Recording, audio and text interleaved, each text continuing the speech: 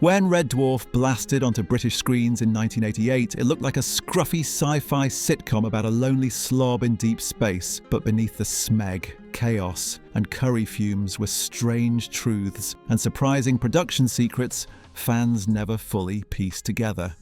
Fact 1. Lister RD 52169. Yes? Can I help you? Most fans don't realise that before Red Dwarf became a comedy, its earliest concept sketches were closer to a bleak science fiction drama. Rob Grant and Doug Naylor imagined a lonely last human drifting through space in total isolation, exploring themes of regret and existential fear. Early drafts contained almost no jokes at all and focused heavily on psychological horror. Producers worried the tone was far too dark for BBC Two. Grant and Naylor began adding humour simply to keep the project alive. They stumbled on the idea that loneliness could be funnier than horror if approached from the right angle. This shift transformed the concept into something fresh, sci-fi wrapped in British mundanity. The addition of the cat character broke the drama tone completely, forcing the creators to fully lean into comedy. With each rewrite, the show became stranger, sharper, and more ridiculous. BBC executives only approved the series after reading a version containing heavy humour and character-driven banter. Fans later called the mix of bleakness and comedy the show's secret genius. Without that tonal tug-of-war, Red Dwarf might never have existed at all. The entire series began with a drama pitch that accidentally turned into something unique. Can you give me a bacon sandwich with French mustard and black coffee? Your vocabulary unit's not working either. Fact 2. What's this? It's an ad? No, what is it? Oh, it's no good, sir. I just can't lie. I'm programmed always to tell the truth. Although Kryten is now one of the most recognisable characters in Red Dwarf, he was originally planned as a one-off guest appearance. His first episode in Series 2 ended with the intention that he would never return. Fans, however, wrote in huge numbers praising actor David Ross's robotic awkwardness and emotional innocence. The creators realised the crew needed a fresh dynamic in later seasons. When Robert Llewellyn auditioned for the role for Series 3, he brought a distinctive physical comedy that impressed everyone instantly. Llewellyn spent hours perfecting Kryten's stiff walk and clipped, apologetic speech patterns. The costume, however, was notoriously uncomfortable, taking nearly 6 hours to apply in early days. Despite the challenges, Llewellyn embraced the role with total commitment. Writers soon expanded Kryten's emotional range, allowing him to panic, sulk, and experience existential crises. Look, what's this? No! What is it? Please! His presence shifted the show's chemistry into something more playful and chaotic. Fans accepted the recasting surprisingly smoothly, proving the character had grown beyond any single actor. Kryten became so essential that many viewers forget he was ever meant to disappear. His accidental permanence is one of the show's greatest happy surprises. Come on, what is it? It's a small off-duty Czechoslovakian traffic warden. Fact 3. How the smeg can you remember what dice you threw at a game you played when you were 17? I jotted it down in my risk campaign book. Red Dwarf famously used live studio audiences, but not all episodes were filmed in front of them due to elaborate sets or visual effects limitations. When an audience wasn't present, episodes were shown later to a real crowd and laughter was recorded during playback. The cast often attended these screenings in disguise to hear reactions firsthand. Writers believe genuine audience energy helped shape comedic rhythm better than canned laughter. Sometimes scenes were re-edited based on where the crowd laughed the hardest. On rare occasions, technical mishaps caused visual effects shots to lack proper cues, forcing the audience to react purely to dialogue. The result often amused the producers because viewers sometimes laughed in unexpected places. For action-heavy episodes, engineers blended multiple laughter tracks to match the pacing exactly. Cast members said hearing laughter added confidence when filming resumed on later episodes. The careful crafting of audience reaction helped blend sci-fi tension with comedy. Fans often praised the natural sound of the laughter without knowing how engineered it sometimes was. This hybrid method kept the tone warm even when filming conditions weren't live-friendly. In the end, the laughter became part of the series' identity, half spontaneous, half cosmic choreography. To the object. Well, what about other optical effects like split screen, slow motion, Quantel? Fact 4. Hope when you come the weather will be clement. I hope when you come, the weather will be clement. The concept of Holly, the ship's computer with a fading IQ, came from a real BBC broadcast error in the 1970s that fascinated the creators. During one news bulletin, a technical glitch caused a presenter's face to freeze while their voice slowed to an eerie crawl. Grant and Naylor joked that it looked like a dying computer trying to speak. This sparked the idea of a supercomputer slowly going senile after 3 million years alone. The choice to give Holly the IQ of a room thermostat came from this early inspiration. Norman Lovett delivered the deadpan style because he imagined Holly as someone permanently exhausted. Filming his scenes required standing perfectly still for long periods, which he found oddly calming. Lovett's minimalistic approach contrasted perfectly with the show's hyperactive characters. Fans loved Holly's weary sarcasm, making him one of the most quotable characters. When Hattie Hayridge later took over the role, she brought a brighter, quirkier tone that refreshed the dynamic. Her version kept the character's dryness while adding subtle optimism. Both portrayals were so beloved that fans still debate their favourite. Holly's entire existence stemmed from a glitch that should never have happened, yet became iconic. Holly, give me a clean uniform. 9:47 a.m, Arnold. No, a clean uniform, you idiot. Fact 5. You should be getting something now, sir. Yeah. It's the most audacious piece of astronavigation in the entire history of the universe. Many fans assume Red Dwarf spaceship shots were created in vast effects facilities, but most early miniature sequences were filmed in a tiny, repurposed storeroom at the BBC. The room was barely large enough to hold the Red Dwarf model itself. Effects artists used clever lighting and slow-motion filming to make the ship appear huge and majestic. They suspended the model from wires so thin they disappeared under studio lighting. Camera operators had to crouch or lie flat on the floor to capture sweeping angles. To create the illusion of deep space, technicians used smoke machines and coloured gels. Fans often praised the dramatic opening shots, unaware of the cramped conditions behind them. The team constantly worried that one wrong move would break the delicate model. Despite the limitations, the results rivaled film quality effects of the era. Later series with higher budgets still relied on the same basic techniques because they worked so well. The tiny studio became legendary among sci-fi production crews. It proved that imagination mattered more than space, literally. These model shots remain some of the show's most charming and technically impressive elements. That's going to prove to be a major problem, though, because we only have enough oxygen for 7 minutes. Fact 6. What's wrong with him? We're on a mission of mercy. We're taking him urgently needed medical supplies. We're not on the pull. Craig Charles didn't approach his audition like a typical actor. Instead, he treated it like a stand-up gig, improvising wildly and ignoring half the script. The producers were initially stunned because he barely followed the dialogue, but his natural cheekiness perfectly matched the character of Dave Lister. Charles cracked jokes, teased the casting panel, and even ad-libbed arguments with imaginary shipmates. At one point, he pretended to fall asleep mid-audition to demonstrate Lister's laziness. Rob Grant later said it was the most bizarre and perfect audition they had ever seen. They realised that Craig wasn't playing Lister. He was Lister. His Liverpool accent and streetwise wit added a grounded realism to the sci-fi setting. After the audition, producers didn't bother meeting other finalists because the decision felt obvious. Charles admitted he didn't think he'd get the role because he treated the process like a joke. Once filming began, the writers often adjusted scripts to mirror his real personality. Cast members said he made the set feel unpredictable and full of energy.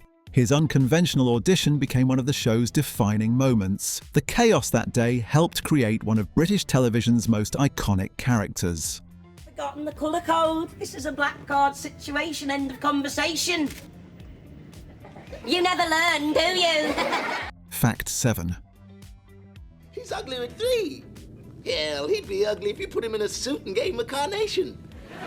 The flamboyant cat, played by Danny John Jules, wasn't just a comedic idea. He was heavily inspired by real feline behaviour. The creators studied the way cats groom, hunt, sleep and strut. to design his personality. Danny watched nature documentaries to learn how cats stretch and preen. He experimented with movements that blended jazz dancing with animalistic instincts, creating Cat's slake walk. His wardrobe was meant to mimic the way cats show off through colourful fur. Costume designers used shiny fabrics to suggest iridescent feline coats. The character's vanity came from observing how real cats behave when they know humans are watching. Danny improvised many of Cat's self-obsessed lines based on watching his own pets. Cast members often laughed at his ability to switch from human to feline in a single gesture. Fans later praised the character for being both surreal and scientifically grounded. Cat's instinct-driven reactions often created unexpected comedy. Writers used animal behavior as a framework for his decisions, especially in early episodes. The result was a character who was ridiculous, stylish, and strangely biologically accurate. Cat remains one of the most inventive species-based characters in sitcom history. Enjoy your meal. Fish! Today's fish is trout a la creme. Enjoy your meal. I will. Fact 8. You've got this major psychological defect which blinds you to the fact that you're boring people to death. Few fans know how close Red Dwarf came to being cancelled before its first episode reached television screens. The show was scheduled to premiere during a BBC strike, which threatened to shut down all new programming. Executives debated delaying the series indefinitely, fearing viewers wouldn't tune in during chaotic scheduling. Grant and Naylor believed the show might never air at all. Production had already faced financial hurdles, making the strike feel like the final blow. Instead of giving up, the creators pushed for the earliest possible broadcast slot once the strike cleared. When the show finally premiered, executives assumed ratings would be small. Instead, the debut attracted a surprisingly dedicated audience who immediately embraced its odd humour. The unexpected success silenced fears of cancellation. The BBC realised it had underestimated the series' potential. Early reviews praised its originality despite the production challenges. Fans often don't realise how fragile the show's beginnings were. Without a lucky break post-strike, Red Dwarf might have died before truly being born. Its survival became one of the British comedy world's greatest near misses. Fact 9. All men since the beginning of time. To pee or not to pee, that is the question. Throughout the show's run, sudden cast illnesses or scheduling conflicts forced the creators to rewrite entire episodes in a single night. On one occasion, a story centered around Rimmer had to be replaced after Chris Barry became unexpectedly unavailable. Grant and Naylor stayed awake until dawn, crafting a new plot revolving around the remaining characters. The cast arrived the next morning to find a completely different script waiting for them. Danny John Jules joked that the writers worked better under panic than under calm. These last-minute rewrites often produce some of the most beloved episodes. The chaotic writing process contributed to the show's unpredictable tone. Actors had to memorize new dialogue with almost no rehearsal time. Directors adjusted camera blocking on the fly to accommodate missing characters. Incredibly, audiences never noticed the behind-the-scenes turmoil. The rewrites demonstrated the creators' flexibility and comedic instincts. Cast members credited these intense nights with strengthening their teamwork. The show's ability to adapt became a secret superpower. In the end, chaos fueled creativity, fitting for a sitcom set in deep space. A motorised tie rack and an inflatable shark. Fact 10. I got a registered trademark where my wing dang doodle used to be. The iconic Rimmer hologram, H, wasn't designed by a special effects team. It was bought in a hardware shop for pennies. A crew member discovered a simple stick-on letter set while shopping for unrelated materials. He brought the pack to the studio as a joke suggestion. The creators were stunned by how perfectly it communicated Rimmer's hologram identity. The cheap plastic letter solved a design problem they had struggled with for months. Initially, the producers thought viewers might laugh at how basic it looked. Instead, the H became one of the most recognizable symbols in British sci-fi. Chris Barry joked that he spent half his salary replacing ones that went missing. The letter was stuck on with double-sided tape and constantly fell off during scenes. Crew members often had to sprint across the set to retrieve runaway H's fans, later asked where they could buy their own versions. The simplicity of the prop became part of the show's charm. It proved that low-budget creativity often outshines expensive effects. Today, the H remains a defining visual shorthand for the the entire series. Blackmail and A for anecdote. Subcategory S for so funny you'll laugh till you're sick. Fact 11. Operation Get Rimmer Officerhood Power and Eminence, or GROPE for short.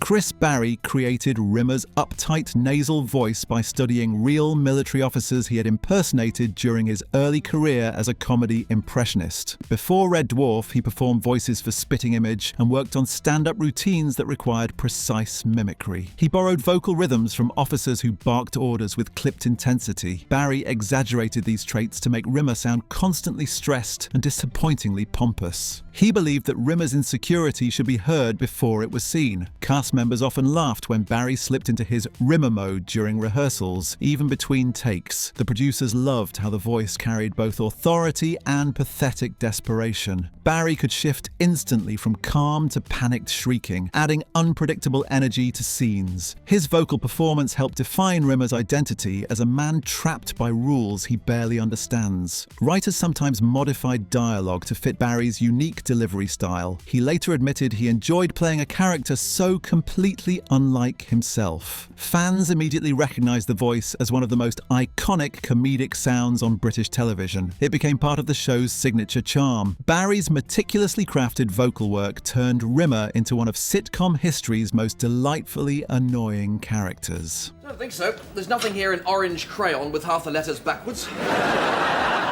Fact 12. It's like giving a hamster who's only used to his little wheel the keys to an Aston Martin. The prosthetics used for Kryten, Cat, and various creatures required heroic levels of work from the makeup team. Robert Llewellyn's Kryten mask originally took more than 5 hours to apply, pushing production schedules to breaking point. Makeup artists had to start work before dawn to ensure he was ready for filming. Llewellyn said he often spent more time in makeup than on the actual set. The team improved the process over the years, eventually reducing the application time drastically. The cat's makeup required layers of foundation, stylized sideburns, and shimmering accents to mimic feline features. Special episodes demanded alien prosthetics created overnight due to last-minute script changes. The makeup department sometimes had only hours to design and sculpt new creatures. Cast members regularly praised the team for pulling off feats that seemed impossible. Some of the most beloved alien designs were created with leftover materials and pure improvisation. The harsh studio lights forced the team to constantly adjust colors and textures. Their work gave the series a distinctive visual identity that blended comedy with genuine sci-fi craftsmanship. The makeup artists became unsung heroes of the production. Without their skill, Red Dwarf's universe would never have felt as vivid or as weird. Einstein was wrong. It is possible to break the speed of light. Fact 13. Oh, sorry, I just sat down on a screwdriver. Grant and Naylor packed the series with surprisingly sophisticated science fiction ideas hidden beneath jokes and chaos. Time distortion, parallel universes, hard-light holograms, and causality loops were woven into episodes with deceptive ease. Writers often spent days researching scientific theories before simplifying them for humor. Many storylines referenced real experiments in quantum physics and astrophysics. Fans who re-watch the series often discover new layers they missed originally. The Future Echoes storyline, for example, was based on conversations about relativity and temporal feedback. Writers used comedy to make complex science feel accessible rather than intimidating. Academics have even praised the show for smuggling advanced ideas into mainstream entertainment. Cast members sometimes struggled to deliver dialogue involving tongue-twisting jargon. Barry joked that some Rimmer speeches felt like reading physics textbooks out loud. The mix of silliness and sophistication became a trademark of the series. The writers believed audiences didn't need explanations, just clever storytelling. This combination helped Red Dwarf stand apart from other sitcoms and sci-fi shows alike. It proved that wit and intelligence could coexist beautifully. Fans continue to celebrate the show's playful approach to science. And the next thing you know, her big pipe thing shoots out of her back. Fact 14. Sure, their hosts look after them until they're strong enough to stand on their own 6 suckers.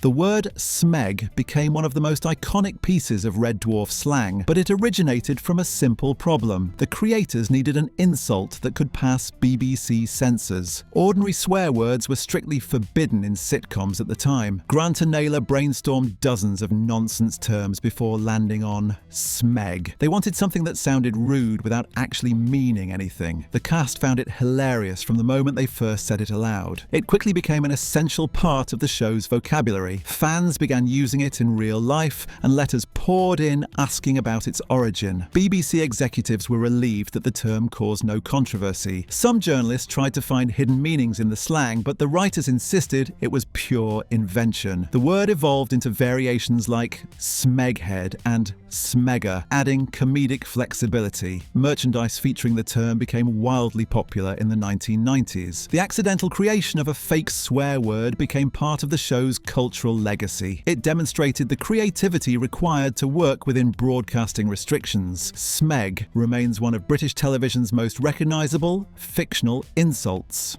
For 3 whole nights, I could read Biggles Flies West under the bedsheets without needing a torch. Fact 15. There's a sandstorm coming in, 18 on the Newton scale. Looks like we're going to be stuck here for a while. Throughout the 1990s and early 2000s, passionate fans helped keep Red Dwarf alive during periods of production uncertainty. When the series faced long hiatuses, fans organised conventions, campaigns and letter-writing efforts to show ongoing support. Some events attracted thousands of attendees eager to celebrate the show's legacy. The BBC took note of the unusually strong fan base for a cult sitcom. The enthusiasm helped justify revivals and special episodes. Cast members said they often felt the fans were co-pilots guiding the show's future. Fan-run newsletters kept the community active during quiet years. Merchandise sales remained strong even when no new episodes aired. Grant and Naylor frequently credited the fan base for keeping the brand relevant. When Red Dwarf returned with Back to Earth, fan excitement helped drive its success. The show's longevity owes as much to its supporters as to its creators. Fan devotion proved that the series had become more than just entertainment. It had evolved into a shared cultural world with remarkable staying power. The fans effectively helped steer the ship through deep space. Their loyalty ensured Red Dwarf would never truly drift into obscurity.